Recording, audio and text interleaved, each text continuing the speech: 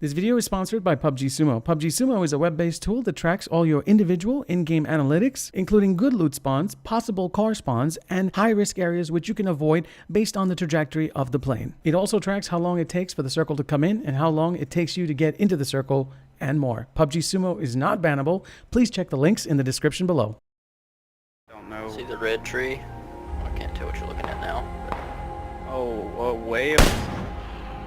Yeah, I hit one. Wow, you hit that? Yeah, I hit that. I can't even see that. Dude, that's around 700 meters. Holy shit, SKS. Oh my god, I hit him again! What the fuck? You think darkness is your ally? You merely adopted the dark. What is up, ladies and gentlemen, and welcome back to another episode of Training Grounds. We're finally here at the DMR guide.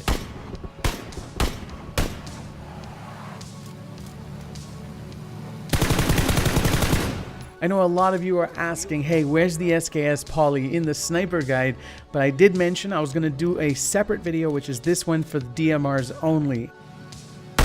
As you guys already know, the Mark 14 is a crate-only gun. That's kind of one of the main reasons why I wanted to do this guide completely devoid of other sniper rifles. I wanted to spend some definitive time with the Mark 14 before I could compare it to the SKS, so that maybe I could give you a better understanding of which gun is suited best for what you need in the game. Let's get started with the stats first on one of my favorite designated marksman rifles, the SKS. This has got to be the most popular gun in the game at the moment. It's also found all over the world, just like the Kar 98, but I guarantee you a lot of people would prefer this gun over the Kar 98 just because of the simple fact that it's a semi-automatic. It takes the same 7.62 round as an AKM, a Groza, a Kar 98, an M24, and even the Mark 14. Now the SKS is a Soviet semi-automatic carbine.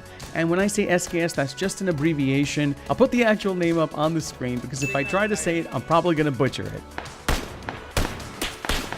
Got him. This gun does a base damage of 55. Its zeroing distance is anything between 100 meters all the way up to 800 meters, and the magazine size is 10 rounds. Now you can bump that up all the way up to 20 rounds with a quick draw extended mag. Given that most of the rifles start with a base mag of about 30 rounds, 20 for a DMR is quite a substantial amount. The reload time on this gun is about 2.9 seconds, but with the quick draw you can get it down to about 2.4 seconds. Another positive about this gun is that it takes all 5 attachment slots. It has a muzzle slot with a compensator, a flash hider, and a suppressor, an upper rail attachment slot, a magazine attachment slot, and also one for the cheek pad. Now when the SKS was introduced into the game, it didn't have a lower rail attachment. This was just recently implemented into the game after a lot of people complained about the stability of the gun. Yes, without a lower rail attachment, it made it a lot harder to two-tap somebody or to get back onto your target after you'd fired the first shot. Now you've already seen what the gun can do at long range at the beginning of the video, but how does it fare in CQC situations? In close quarters combat, when you're just getting the gun, you're stuck in a fight, and it's the only weapon of choice that you have available. Why is there a motorcycle in here? Got them both! In case you missed it, here it is again in slow motion. It's extremely accurate in third person over the shoulder. You're not going to need to adjust much or compensate a whole lot for the recoil because the time between shots is 90 milliseconds. Ladies and gentlemen, I give you semi-automatic at its best. You know what I'm going to say, right? 2 words, O and P. Now I know what a lot of you are already thinking. Can we achieve the same results aiming down sights ADS with a scope in first person?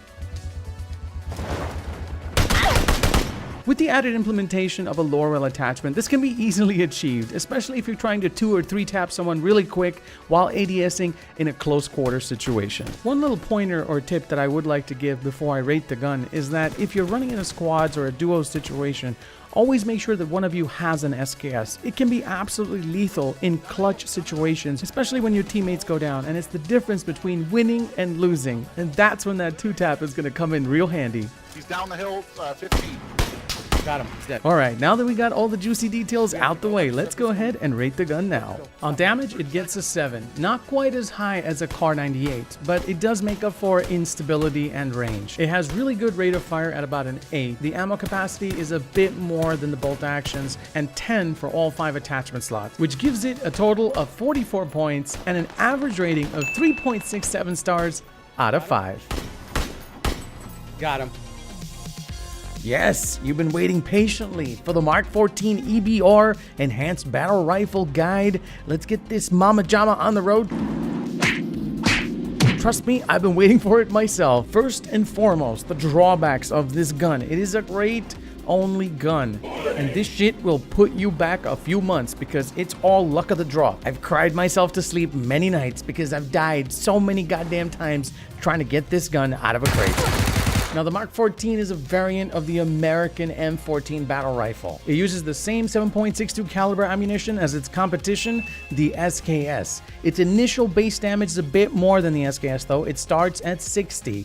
It has a zero range of 100 all the way up to 800 meters, and the ammo capacity per mag is also the same at 10. However, you can increase that all the way up to 20 with an extended quick draw. Now, the reload times on this gun is about 3.6 seconds, which you can reduce all the way down to 2.7. That's granted you can get the tactical magazine attachments. It comes with 4 basic attachment slots and a bipod, which is only deployed if you go prone in the game. The 4 regular attachment slots are the muzzle slots, you've got the upper rail slot, you've got the magazine slot, and also the cheek pad slot. Let's just get some of the basic stuff out the way first. This gun is almost identical to the SKS. Yes, it has a bit more power and a bit more range. However, the only thing that really differentiates this gun from the SKS is the fact that you can go full ham. Full auto, I mean, on this gun. The fact that you actually have a full auto option changes the dynamic of the gun and how you use it. I know a lot of people that can use it as a rifle up close and others that use it just as a sniper from far away. The only question we need answered here is this gun worth the goddamn risk at the crate every single time? Now, I know what a lot of you are already saying. You're like, yes, absolutely, Paulie, it's absolutely worth it. Suck a dick. But you know what? Let's compare both the guns and see what the numbers turn up. This gun is so good. One positive about the SKS right off the bat is that it can be found anywhere in the world. The Mark 14, however, you're gonna have to do some dying. Alright, let's talk about bullet speeds now. The SKS has an average bullet speed of about 750 meters per second, while the Mark 14 is about 853, which means that you're gonna have to compensate a lot more with distance when it comes to the SKS, because the bullet is going to drop off a lot faster. The Mark 14 definitely wins in that department. Now, they both have the same zeroing range from 100 all the way up to 800, which is an absolute tie. Also, the ammo capacity is the same. They can both hold up to 20 rounds with an extended quick draw. Now, the rate of fire between both guns isn't really that different, but I'd have to give this one to the Mark 14 because it gives you the option to go single and fully auto. And I like options. Now, last but not least, let's talk about the damage. The Mark 14 comes in at 60, whereas the SKS comes in at only 55. In certain situations, I think DPS matters the most. So I'd give this one also to the Mark 14. So to surmise the question, it's absolutely worth it for me, especially someone who plays with my type of game style. I like to get into fights. I like to risk. I like the higher DPS. I absolutely think that this gun is worth dying for at a crate. Dude, you're so sneaky, dude. You're the best, dude. You're the best. You're the best.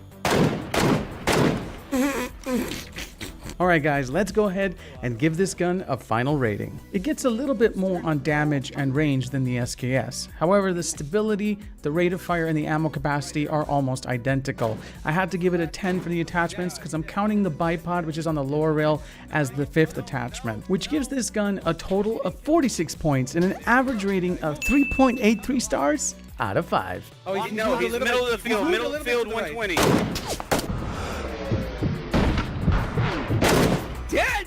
There you go. Mark There you go. 14, baby! Mark 14! Well, thanks so much for making it to the end, guys. And for all of you that did, I have a special surprise giveaway for you.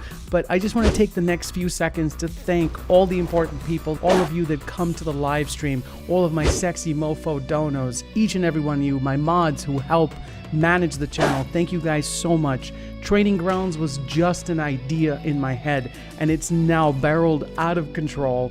And I want to say thank you to all the new subscribers and to all the people that leave your feedback, whether it's positive or constructive criticism. I don't care. And especially those of you that take a little bit of time out of your day to hit that like button, guys. It really helps me out. You don't understand how much I appreciate all of your love and support. So thank you all so much again.